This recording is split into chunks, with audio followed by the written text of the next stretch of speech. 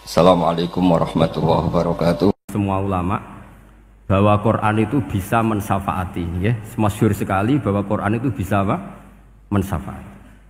Bahkan syafaatnya Quran itu bedanya dengan syafaatnya Nabi adalah syafaatul Quran ini menghalau atau menghadang orang biar gak sampai kena azab.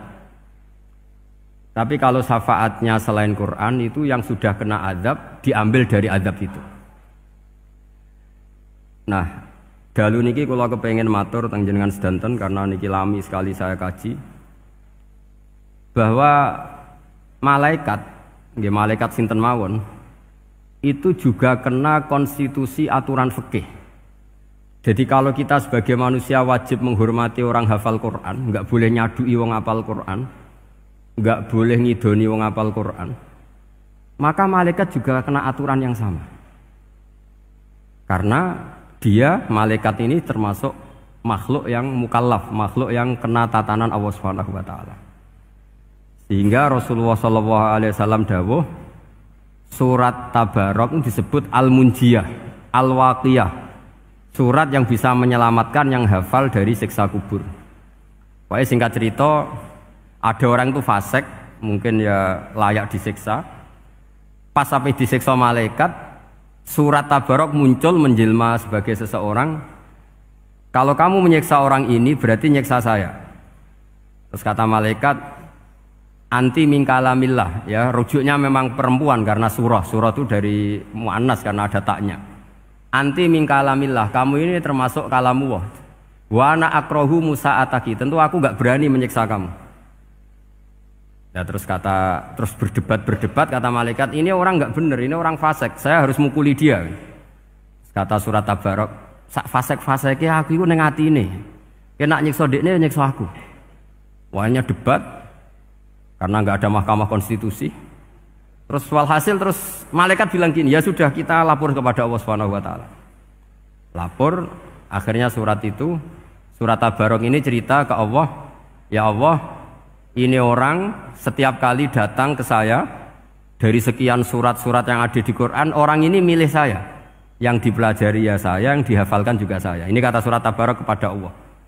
Jika orang ini hafal saya tidak ngefek ke dia untuk tidak disiksa, maka mendingan saya tidak termasuk kitabika, saya tidak termasuk Quran saja.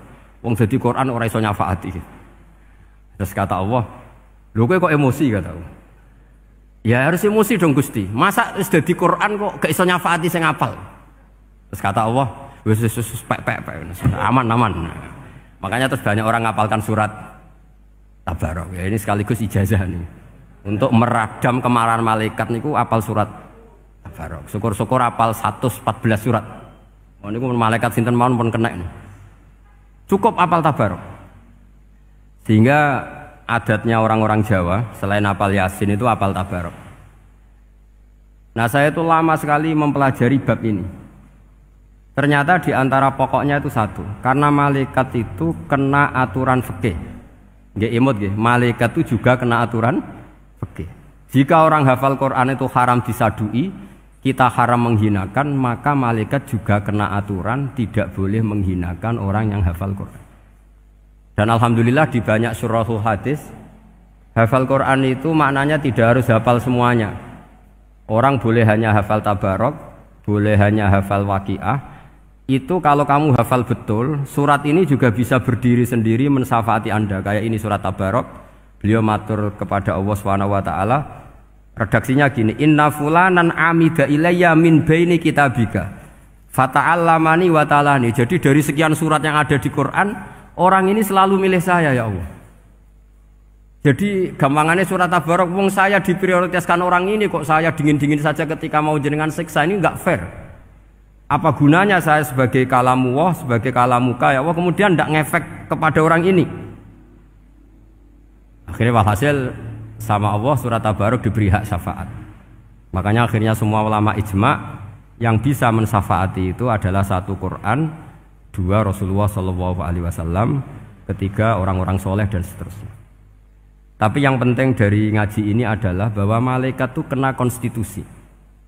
Makanya saya punya ijazah untuk jenengan. Malaikat itu bisa diteror, sampean tenang saja. Malaikat itu bisa diteror, bisa dibully. Masyhur itu di cerita Nurul Dzolam, karangannya Syekh Nawawi. Sayyidina Ali yang mbahnya Habib Ali ini, Sayyidina Ali bin Abi Thalib. Ya jadi Rasulullah kita tahu punya menantu yang top alim alamah namanya Sayyidina Ali. Sayyidina Ali ku yang menuso. Jadi dekne ku iseng kepengen roh Umar ku wedi.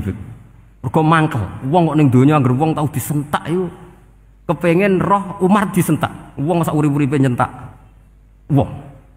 Walhasil Sayyidina Ali ketika Umar wafat, beliau berdoa, ya Allah saya beri kasef supaya ngerti Umar sing mletene ngono anggere wong disentaki wani gak nyentak mungkar nakir. Mau itu tok tujuannya. Nah, karena Sayyidina Ali itu orang yang luar biasa, walhasil dituruti mbek pangeran kasef. Wasef melihat mungkar nakir datang itu matanya kalkidril ghali kayak apa panci yang menganga. Oh seru. Umar baru bangun dari kubur. Sayyidina Ali sebenarnya ingin melihat kalahnya Umar sebetulnya, niatnya itu ingin melihat kalahnya Umar. Ternyata Umar tersinggung, langsung berdiri. Hei malaikat, kamu itu harus punya akhlak. Kamu tahu saya siapa? Saya ini temannya kekasihnya Allah. Yang diandalkan temannya bukan dia. Jadi bolehlah neror malaikat itu boleh. Kamu tahu saya ini siapa? Saya ini temannya kekasihnya Tuhan, kekasihnya Allah. Ya ke sapa? Kancane Nabi Muhammad. Itu panik mungkar nakir. Panik terus matur Allah, ya Allah ini ada orang yang saya teror malah saya diteror. Siapa dia? Umar, temannya kekasihmu. Kata Allah, yo kowe iku yo sing di akhlak sithik mosok ambek kancane Nabi gitu. Semenjak itu terus sopan jawab mungkar nakir. Tapi Sayyidina Ali gagal ngelihat Umar kalah. Padahal cita-citanya kepengin Umar sekali-kali kalah. Jadi ada sekian cara untuk apa ya, kalau dibahasakan untuk meredam malaikat.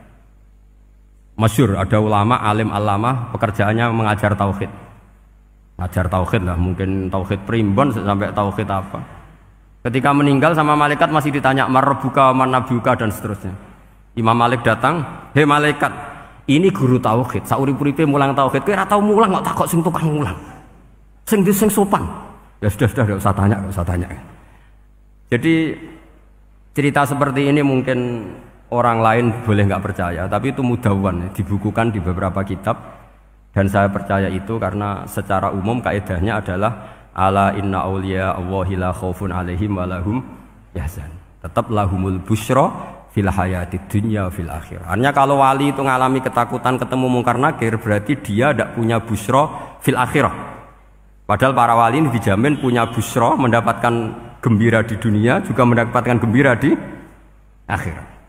Artinya kalau para wali ngalami ditanya mungkar nakir terus takut, apa mana mbok bayangno kepuyah-puyah, wah itu lahumul busyra. Jadi ini, makanya zaman nanti kalau ditanya mungkar nakir, marbuka, saya guru tauhid. Ngajar di Qudsiyah kelas 6. Wah, harus jelas. Saya kalau ditanya juga gitu, saya guru Minhajul Abidin, ngajar di Habib Ali. Minhajul Thalibin, harus jelas. Kalau Pak Najib lebih gampang, ketua menoro. Lebih gampang lagi. Enggak apa-apa. Kalau karena malaikat itu ternyata mukallaf. Mukallaf itu kena aturan hukum. Enggak boleh dia selonang-selonong. Kena aturan hukum. Makanya fa innallaha ta'ala la yu'adzibu qalban wa al-Qur'an. Allah tidak akan menyiksa hati yang ada di Quran.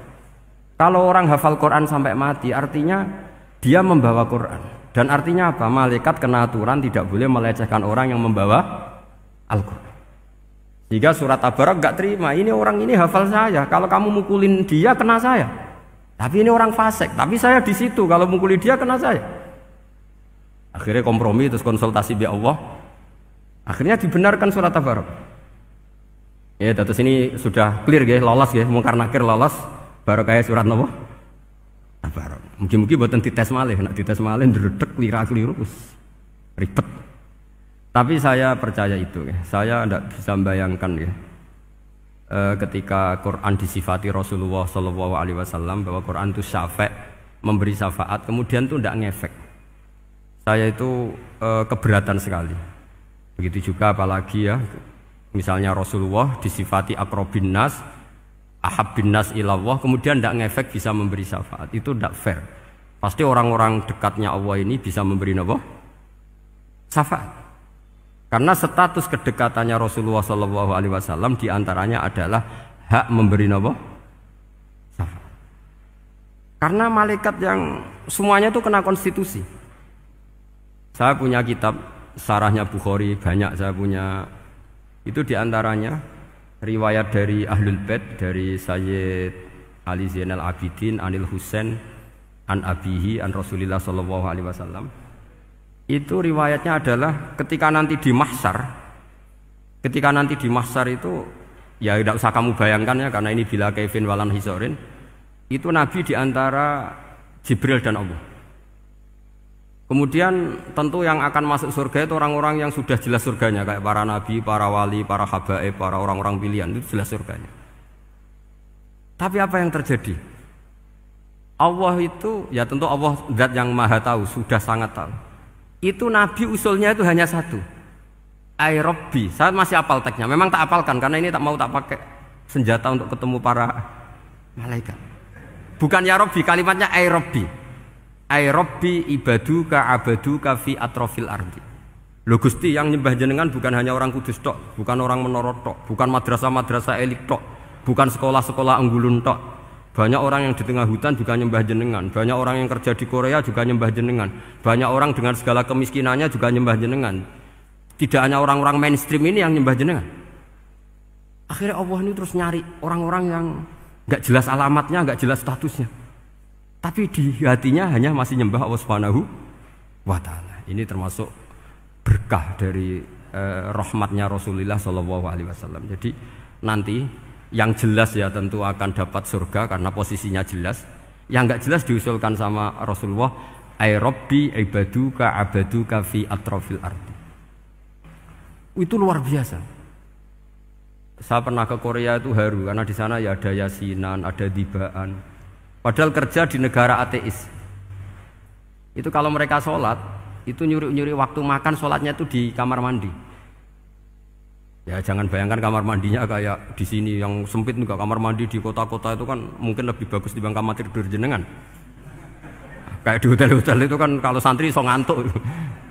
Saking mewahnya, jadi bisa kadang ada yang tanya, mosok Gus kamar mandi nek gue sholat mau cuwilik. Iwak kamar mandimu ini kamar mandi. Ya sering do tanya saya itu sholatnya sah apa enggak? Sah, semuanya gitu tak jawab sah terus. Dan itu yang nanti diusulkan Rasulullah Shallallahu Alaihi Wasallam, ai Rabbi ibaduka abaduka fi atrofil ardi. Di luar orang-orang yang mainstream itu ya Allah, banyak orang yang menyembah jenengan. Saya tuh pernah nangis ketika di Bandara Jakarta ketemu orang wireng, serai melarat, jelas melarat, wireng. Ini ku ketemu saya cium tangan. Gus saya ini itu habis dari Selandia Baru. Kerjanya dia itu ikut mancing gitu, mancing ikan tuna ya, di Selandia. Kalau saya di tengah laut itu sampai 2 bulan. Hiburan saya itu hanya ngaji jenengan lewat YouTube. Coba orang di tengah laut ngaji. Wah, itu seneng pojok bumi. Jadi ini umat Rasulullah Shallallahu Alaihi Wasallam. Makanya kalau suwon jenengan yakin saja terhadap syafaatnya Quran. Karena semua malaikat itu kena aturan. Di antara aturannya adalah tidak boleh menyiksa orang yang di hatinya ada Al-Quran. Fa innallaha ta'ala la yu'adzibu qalban wa al-Qur'ana. Karena Allah tidak akan menyiksa hati yang ada di Quran, yang ada Qurannya. Sehingga memiliki jelas gini riwayat saking Ibnu Katsir. Supaya kula percaya, apalagi ini didhawuhkan Rasulullah Shallallahu Alaihi Wasallam bahwa surat Tabarok adalah disebut munjiyah. Penyelamat juga disebut wakiyah, penjaga. Lalu biasanya orang-orang yang enggak percaya syafaat itu pertanyaannya adalah kan manusia itu wa alaisa lil insani ila masa'a, manusia itu hanya bisa membawa bekal apa yang pernah dilakukan. Itu dijawab oleh ulama-ulama kita ahli sunnah wal jamaah. Entah perlu ditambah anahdiah apa enggak tahu saya. Saya ini kata orang banyak termasuk pengurus PBNU, tapi saya itu tetap nggak pati srek. Kalau ahli sunnah saja, tidak usah ditambahi an-nahdiyah. Karena nanti malah tidak global ini ahli sunnah kok lokal ini jadi ribet. Ya tapi kalau kita di Indonesia ya ditambahi an-nahdiyah tidak apa-apa. Karena mau tidak mau memang apa ya? Dalam hal ikramus sahabah mungkin kita dengan Wahabi itu sama-sama ikramus sahabah. Tapi dalam hal percaya wasilah kita ini ada miripnya dengan Syiah karena Syiah percaya wasilah, NU percaya wasilah. Tapi dalam bab ikramu kulli sahabah beda kita dengan Syiah. Fa innas Siyin itu ada sahabat yang dihormati, ada yang enggak. Akhirnya terus kita karena itu terus bikin ahli sunnah An-Nahdiyah, karena Wahabi itu ya ahli sunnah tapi enggak percaya apa? Wasilah. Ya katanya gitu, kata para pakar-pakar. Saya sendiri hanya nirukan, saya enggak punya kepentingan untuk menganalisis itu enggak. Karena pertanyaan di kuburan itu ya gampang, nanti marobuka, manabiuka itu gampang lah. Tapi ada KNU juga, ada nanti Gus pertanyaannya, wama jamiyatuka. Waduh ribet itu, lama-lama wama hizbuka, partai kamu apa? Ribet kan kalau semua orang kreasi nambahin, malah ribet kan. Tapi lewat ngaji ini saya pastikan bahwa apa? Surat Tabarok itu luar biasa. Terus saya teruskan. Wa qad rawat Tabrani wal Hafidz Ad-Diya al-Muqaddasi min tariqi Salam bin Sadruse qala Rasulullah sallallahu alaihi wasallam suratun fil Qur'ani khosomat an sahibiha hatta adkhalathul jannah. Jadi ada surat di Quran yang mati-matian membela yang hafal sampai surat itu memasukkan orang itu ke surga, yaitu tabarakalladzi biyadihil mulk. Ini yang An Ibnu Abbas yang qala daraba ba'du ashabin Nabi sallallahu alaihi wasallam khiba'u ala qabrin wa wala yahsibu annahu qabrun. Fa idzan qabru insanin yaqra'u suratal mulki hatta khatamaha. Fa atan Nabiyya sallallahu alaihi wasallam faqala hiyal mani'ah hiyal munjiyah tunjihi min adzabil qabri. Jadi ada sahabatnya Nabi karena kemalaman dia bikin tenda di kuburan. Dia enggak ngira kalau itu kuburan. Ternyata di situ ada orang Sohibul Qabri ini baca surat Tabarok. Baca surat Tabarok. Kemudian peristiwa itu dilaporkan ke Rasulullah. Jawabnya Nabi apa? Memang surat Tabarok itu al-mani'ah, yang bisa menghalau atau menolak azab. Terus hiyal munjiyah, memang surat Tabarok itu menyelamatkan tunjihi min adzabil qabri, akan menyelamatkan orang itu dari siksa kubur. Ikut ke sekolah. Wa qala Tabrani haddatsana Muhammad bin Hasan. Terus qala Rasulullah sallallahu alaihi wasallam lawadittu annaha fi qalbi kulli insani min ummati. Karena keramatnya surat Tabarok seperti itu, kata Nabi lawadittu pakai lam taukid. Yakti seneng ingsun annaha di surah yaitu Tabarok fi qalbi kulli insani min ummati. Karena keramatnya surat Tabarok seperti itu, saya suka kalau semua umat saya itu hafal itu. Nah, alhamdulillah barokahnya didikan para kiai, para guru, hampir semua kita ini hafal surat Tabarok. Daripada yang kampanye harus hafal Quran semua, ya sudahlah, ini al-maisur la yasqutubil ma'sur atau ma la yudraku kulluh la yudraku kulluh. Jadi saya itu punya santri orang Sulawesi. Itu dulu guru gitar. Santri di Jogja, dia dulu sekolah kesenian di Jogja terus jadi guru gitar. Saya ini kan kiai fikih. Saya mazhabnya sama dengan Pak Najib, termasuk ngaramkan gitar saya ini. Mau tak haramkan kok ora gelem ngaji malah ribet, tak halal ngomong gitar kok tak halal. Semeneng ae. Semeneng ae. Saya niru Mbah Mun, nek ono jawabane semeneng gak. Ya takok kadang, Gus, main gitar hukumnya piye? Kurang pegawean tak jawab. Halal tak haram, Gus? Kurang pegawean sejelas. Halal haram takok ribet. Tapi yang unik dari itu apa? Tiap tahun Beb itu datang ke saya setor surat Tabarok. Kadang ya setor 5 ayat, 20 ayat, sampai khatam. Naik pesawat dari Sulawesi. Gara-gara ngaji saya, sudahlah Gus, sementing aman. Jadi, aku ning donya wis main gitar, saya enakku, nak gak apal Tabarok bahaya. Gitu. Dia ngapalkan, apal betul. Sekarang kemarin setornya khatam. Ya hanya untuk ngelawan malaikat saja itu, untuk ngelawan malaikat itu. Saya kok tertarik gitu. Lah yang repot saya, Beb, saya kiainya ngajarkan itu tapi lupa ngajarkan haramnya yang gitu-gitu. Wah ya ribet ya, sudahlah nanti biar diurusi Allah Subhanahu wa taala. Sudah itu sudah. Karena jadi kiai itu repot. Saya pernah Beb tanggal 1 Syawal itu punya teman zaman di Sarang. Wonge wis wireng kriting soe wis wireng kriting. Jarang ke saya tanggal 1 Syawal kecuali pas itu. Ternyata datang tuh karena teman saya, semakan senior saya, mau ngijazah saya. Gus, kowe nak dadi kiai sing hati-hati. Aja geman dalil sing kira iso nglakoni. Ono apa? Dia itu datang ke saya berarti tanggal 2 ya, tanggal 2 sore. Dia itu pas Idul Fitri itu pidato Man shoma Ramadan wa atba'ahu sitan min Syawal fa ka'annama shoma dahra kullah. Itu orang lugu-lugu poso. Bareng tanggal loro-loro pas wandekne rokokan. Wong lugu-lugu, wah rugi bah aku poso jebule jenengan ra kena dinut. Jadi semuanya yang poso 6 hari itu ngikuti kiai itu. Ternyata pas disowani pas rokokan, rugi bah aku anut jenengan. Tak nut-nut poso jebule jenengan gak poso. Aku yang mending ngene, lha opo kowe dalil ngono barang ngono lha opo ora iso nglakoni. Makanya ini hati-hati para kiai, nek dalil sing ora iso nglakoni ora usah. Nak khutbah Id ora usah cerita poso 6 hari, kok malah diciri orang. Ya cerita wae wong nak berposo dosane di sepuro insyaallah, pokoke yang gampang-gampang saja. Nak dolan ning gone wong awan-awan dosa ganggu. Nak ra dolan sombong gak gelem silaturahim. Wae ngomong yang umum-umum saja. Jangan dalil poso 6 apa? Hari itu sekali ada yang nganut ternyata kamu tidak bisa, wah itu repot. Ya jadi saya berharap sekali keyakinan guru-guru kita bahwa Al-Quran mensyafaati itu kita terima. Kita terima an ilmin wa an bayinatin wa an hujatin. Kita bukan sekedar terima karena itu dawai guru enggak, tapi satu bayinah. Yaitu logikanya adalah malaikat itu mukallaf. Mukallaf itu kena aturan hukum. Jika manusia kena aturan hukum harus menghormati orang hafal Quran, maka malaikat juga kena aturan yang sama, yaitu harus menghormati yang hafal Quran. Jadi boleh kamu nanti ketemu malaikat mungkar nakir, sertifikat Iqra khatam, qiraati khatam. Syahadah saya hafid terbaik. Ya supaya dia enggak sembarangan nyiksa kita. Wah aku yakin mesti gak wani, yakin. Jajal sebenarnya. Tapi sampean matur, ojo tes tapi. Karena sekali dites bulet tuh ini. Ya jadi ini jelas ya, dawuh Nabi ketika cerita keramatnya surat Tabarok, dawuh Nabi lawaditu annaha fi qalbi kulli insanin min ummati.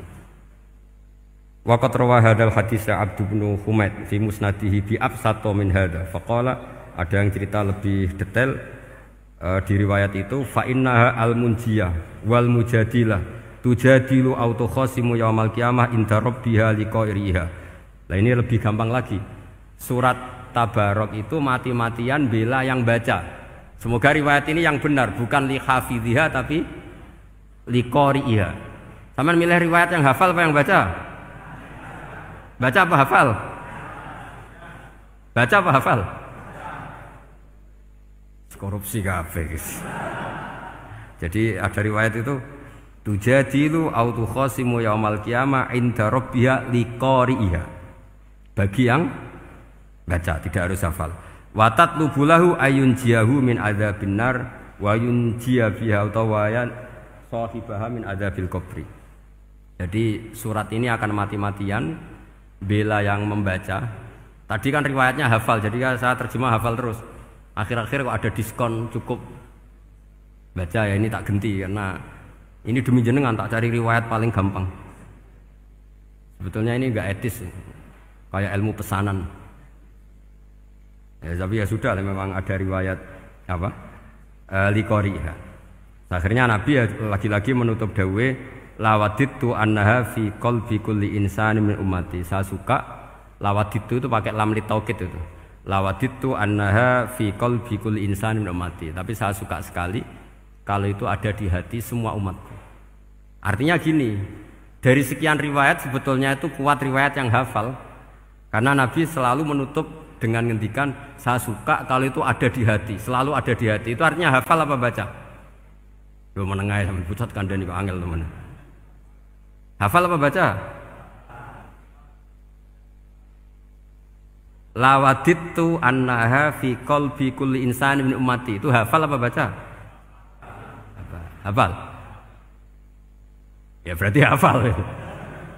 Ini yang hafal Tabarok berapa? Semua ya? Hafal semua? Aman berarti, no?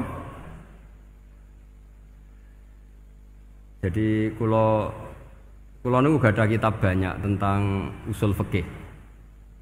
Sebetulnya kepentingan saya itu bukan masalah usul fikihnya, tapi kepentingan bahwa konstitusi ilmu, saya ulang lagi apa? Konstitusi ilmu yang difahami ulama ummati Rasulullah sallallahu alaihi wasallam itu ternyata fa innahu ta'ala bahabihim al malaikah. Allah itu bangga sekali dengan para malaikat. Makanya kamu harus ngaji usul fikih, ngaji apa saja. Karena malaikat itu tidak bisa mikir kayak jenengan, yang bisa mikir itu jenengan. Sehingga ketika presentasi cara bahasa sekarang, termasuk keramatnya Imam Amudi, itu ada cerita ini ada di Nailul Ma'mul kalangannya Syekh Mahfud At-Turmusi. Imam Amudi itu ulama top, tapi dia ngajarnya itu matematika. Jadi ulama nggak ngajar tauhid, nggak ngajar tarikh, nggak ngajar pesolatan, tapi ngajar matematika. Akhirnya, tapi di hatinya ini, makanya ulama itu punya bisirri asrorihim al-fatihah itu ya di sini. Di hatinya itu menurut dia, ilmu paling efektif untuk menjelaskan logika tauhid itu ya matematika. Singkat cerita, ketika ketemu para malaikat, ngendikannya Allah, ya Amudi, kenapa kamu sering belajar matematika? Li tauhidika ya Rabbi, supaya saya mentauhidkan engkau. Ajari para malaikat. Jadi malaikat dipanggil semua sama Allah. Hei waya malaikat, hei para malaikatku, dengarkan kajian Imam Amudi. Dengarin semua. Dia nerangkan di bor hanya sedikit. Nisbatus naini wa arba'atin wa khamsin sampai terus ilal wahid, semuanya nisbatul far'i ilal asli. Wes aku gawe angka cek 1 juta cek 1 miliar, tetep awalnya iku siji. Mbok donya jumlahe cek alam galaksi cek planet wes santek, tetep asal usule siji. Kabeh iku pengembangan nisbatul far'i ilal asli. Liyane zat sing wahid iku kabeh far'un, cabang mintil kal wahdah. Malaikat manduk-manduk kabeh ya, kabeh iku kok Allah. Jadi angka sebanyak apapun itu ya nisbatul far'i ilal asli. Jadi 2 ya enggak asli, yang asli 1. 5 ya sama, 1 miliar ya sama, 1 triliun semua. Berapapun jumlahnya bilangan, semuanya adalah far'un minal wahid. Terus kata Allah, "Oh iki lho ulama aku pinter tenan nerangno tauhid." Nah, malaikat kan monoton. Pokoknya wiridan sudah gitu dok. Akhirnya padahal malaikat ini pernah nggak terima ketika ulama itu masuk surga duluan, karena kan wiridani lama malaikat. Tapi ternyata apa? Kata Allah, kowe wiridan terus wajar gak di nafsu. Manusa tak kei nafsu jek eling aku. Akal terbaiknya dipakai untuk saya, kata Allah, yaitu untuk litauhidi, untuk mentauhidkan saya. Itu imam siapa? Amudi. Jadi dia. Terus saya punya kitab, pernah ngaji sama Mbah Mun, namanya kitab Al-Husunul Hamidiyah. Itu ada ulama, itu ahli gambar. Gambar ya gambar. Kitabnya itu bergambar. Yo kadang gambar wet, kadang gambar wedhus, pokoknya kitabnya gambar. Tapi wong keramat. Dulu kitab gambar tapi hawane hawa tauhid. Nah, sampean kan enggak ngarang kitab primbon. Donga mahabbah. Lah ndekne dhewe Joko tuwa kok ngijazahi mahabbah. Lucu kan. Ana kiai fakir jal ijazah jal rezeki yo ngijazahi padahal ndekne dhewe. Oke, sing repot meneh. Wong ndekne dhewe ra cerdas ngijazahi ilmu laduni. Ribet. Wong ndekne dhewe ra cerdas ngijazahi ilmu napa? Ternyata di akhir kitab itu dijelaskan gini. Fa inna hadhihi suwara, semua gambar ini awaluha min nuqtah wahidah. Awalnya adalah dari 1 titik. Jadi famadarul wujud adalah an-nuqtah, 1 titik. Nuqtatul wujud yaitu Allah Subhanahu wa taala. Mbok kowe gambar seruwet apapun. Wis aku gambar benang paling ruwet sing ra iso diurai. Awalnya 1 titik apa 2 titik? 1 titik. Makanya masyhur dalam dawuh para ulama, Quran dikumpulkan di surat Fatihah. Surat Fatihah dikumpulkan di bismillah. Bismillah dikumpulkan di titiknya ba. Nah titik ba ini disebut bi kana makana wa bi yakunu mayakun. Karena lewat titik bi ini, karena saya yang ada menjadi ada, dan karena saya yang mau ada akan menjadi ada. Makanya semuanya itu kembali ke 1 titik, nuqtatul wujud. Kayak apa ulama dulu? Jadi mau bismillah itu gak main-main kan. Bismillah itu eling bae. Ba ini nuqtatil wujud, bahwa kita benar-benar bertauhid. Mbok kayak apa buletnya gambar, mbok kayak apa ruwetnya, tetap dimulai dari 1 titik. Mbok kayak apa jumlah angka-angka itu, dimulai angka 1. Nah, Sampean saya harapkan nanti kalau ketemu Allah itu Allah bangga dengan sampean kon mulang tauhid ning malaikat. Orang ning TPQ kon mulang malaikat. Itu cita-cita terbesar saya, kepengen mulang malaikat. Mulang sampean wis bosen yakin wis aku pengen oh keren mulang. Ya, maksudnya aja malaikat kok Jibril, Mikail itu malaikat elit. Sing awam-awam ya sing mboten. Mboten kalau malaikat ini papan atas niku pun alim banget. Saya kenapa ngomong demikian? Saya ini punya tafsir namanya tafsir Al-Qurtubi. Itu Imam Qurtubi termasuk tak anggap mufassir hebat. Beliau ketika ngendikan wa idz qala rabbuka lil malaikati, sak terus walhasil malaikat itu terus protes ataj'alu fiha may yufsidu fiha wa yasfikud dima. Itu kan ada pertanyaan di tafsir itu. Bagaimana mungkin malaikat itu protes kepada Allah padahal malaikat itu terkenal loyal sama Allah, nggak pernah intervensi, nggak pernah gugat. Kenapa ini kok ada cerita malaikat kok gugat atas alu? Jadi Imam Qurtubi, hum awamul malaikah, itu awamnya malaikat, bukan yang kayak Jibril, Mikail. Itu malaikat-malaikat yang nggak ada namanya, awam. Jadi jangan bayangkan yang protes itu kayak malaikat Jibril. Jadi harus dibedakan. Nah, saya ya tentu kalau ngajar malaikat ya milih yang ini, yang nggak jelas namanya ini sudah. Kalau Jibril ya nggak mungkin diulang tuh, sing nggawa wahyu. Apa alam Quran itu sepiro? Aku sing nggawa Quran ribet kan malah. Lah nek Israil mbok ulang tersinggung dipletet lah tuntas malah ribet. Mikael mbok ulang tersinggung kira di donasi bagian duit dan bagian rezeki. Ribet. Wis mulang malaikat sing awam.